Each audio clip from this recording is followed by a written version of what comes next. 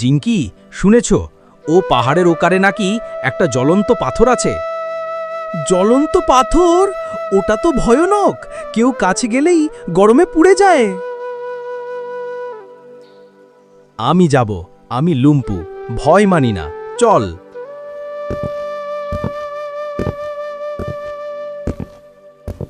আরে দোস্ত, আমার পাখা নেই, পা ছোট, একটু ধীরে হাঁটো।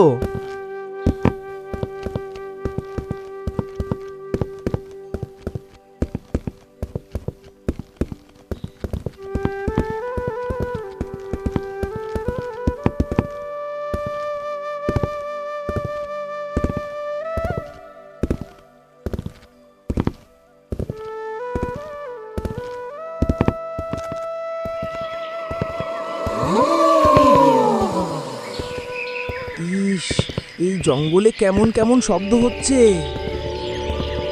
খালি শব্দ না, জঙ্গলের ভেতরে ঘুমন্ত পাহারা থাকে, বেশি আওয়াজ করো না। ওরে বাবা, ভালো কথা, তাহলে আমরা চুপি চুপি অভিযান চালাই।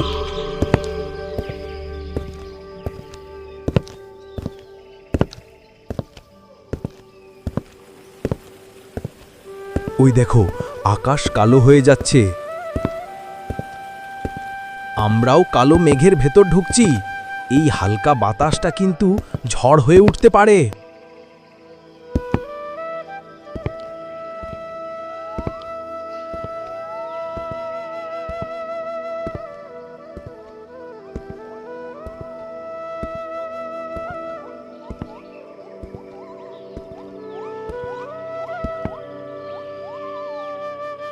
গাছের শিকড় পেয়ে গেছি।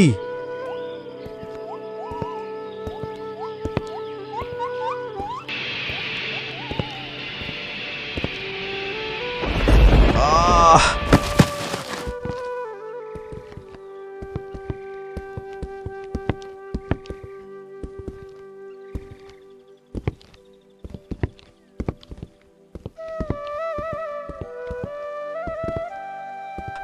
জিঙ্কি, তুই না থাকলে আমি পড়ে যেতাম।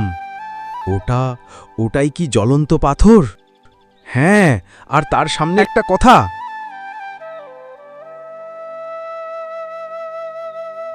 শুধু সত্যিকার হৃদয়ই আমাকে ছুঁতে পারবে। সত্যিকার হৃদয়, আমি কি পারবো? তুই তো আমার দেখা সবচেয়ে সত্যিকারের বন্ধু।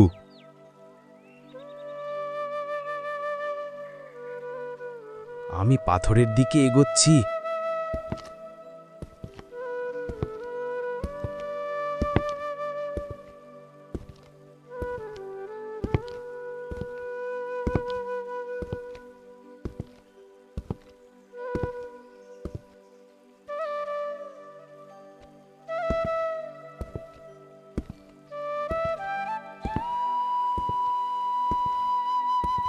বিশ্বাস রাখ, ভয় পেলে হবে না।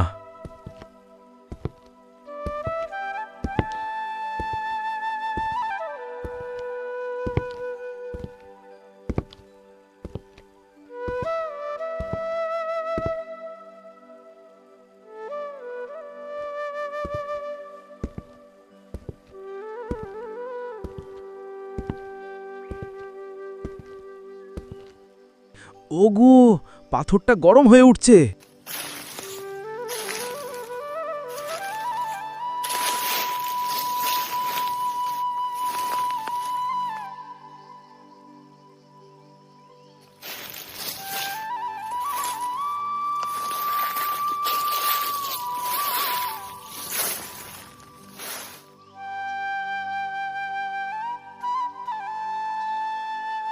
আমি চোখ বন্ধ করে, আমি কোনো লোভে আসিনি, আমি শুধু সত্য দেখতে চেয়েছি।